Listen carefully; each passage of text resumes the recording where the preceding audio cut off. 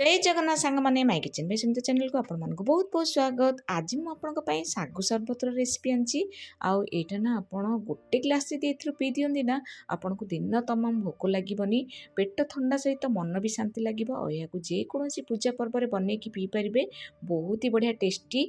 तो चलंतु यार रेसिपी जानबे रेसिपी को स्किप न करी लास्ट पर्यंत देखंतु जा फल आपण रेसिपी बहुत भल भाबे बुझी परिबे।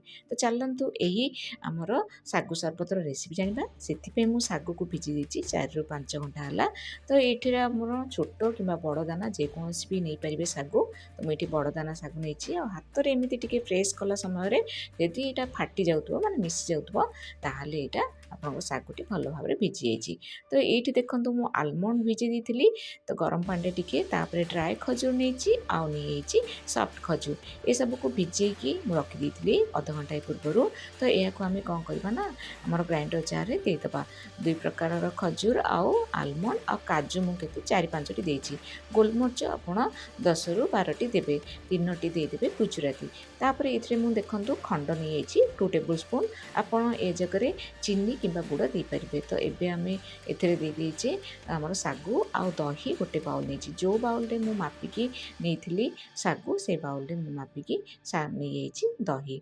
तो ये नड़िया कोरा मुझे आठी मु कदली भी गोटे माने एमती छोट छोट कर काटिकी दे दूँ। ये सब को आम भल भाव में ग्राइंडिंग करदे। तो ग्राइंडिंग कलापर गोटे बाउल को आम चुछेदबा। तो चुछे सारापर ए देखूँ क्षीर मु गोटे पूरा बाउल दे सारापर ए देखूँ यहाँ कहते सब्जी मंजी यहाँ नांडी बगली बोली कहते। तो यहाँ मुझे देदी जहाद्वारा कि यहाँ फाइबर बहुत ही अच्छी आउ यहाँ आम पेट भी ठंडा करता है।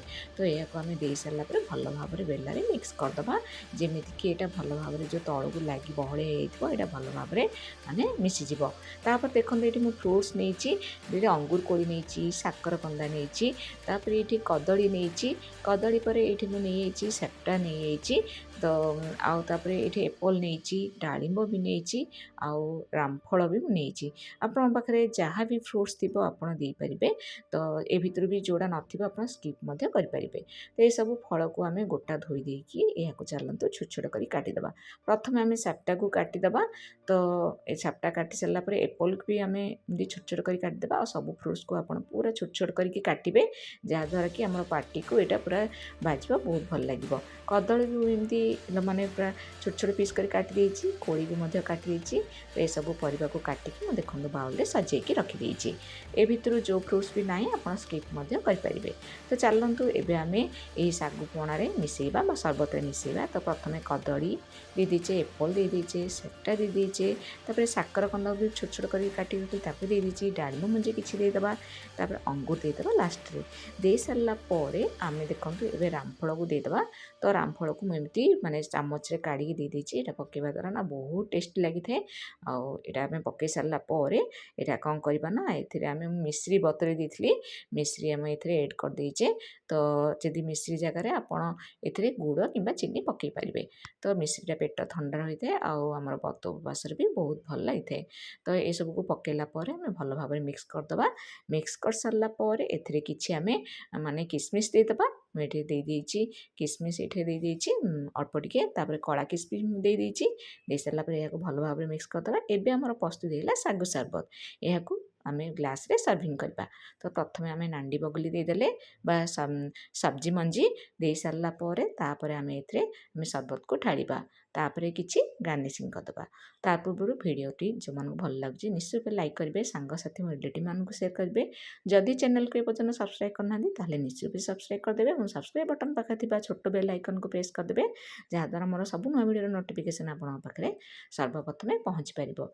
जदि इंस्टाग्राम फेसबुक देखुंत मोर सुमित्रा मिश्रा मोर आईडी निश्चय रूपे लाइक शेयर फॉलो करेंगे। तो देखूँ एबे आम ए सबू सजेदेले माने ड्राई फ्रुट्स ए भितर जदि आप किसी भी माने नहीं ताले स्किप करें। खाली फ्रुट्स आउ माने आमर सागु को मिसेकी करें। मुझे देखो टूटी फुटी किसी दे देछि काजू किसमिश दे देछि आइस क्यूब पके देछि। जदि आइस क्यूब आप पकेया चाहते ताले खाली भी सेमती पी पारे। बहुत टेस्टी लगे सांग मैंने थे करंतु आ केमिति लागला मते कमेंट माध्यम निश्चित रूपे जनइबे। आ मोर सब वीडियो आपण मानक भल लागछि ना नहीं ताहा मध्य मते कमेंट माध्यम जणातु। जय जगन्नाथ धन्यवाद।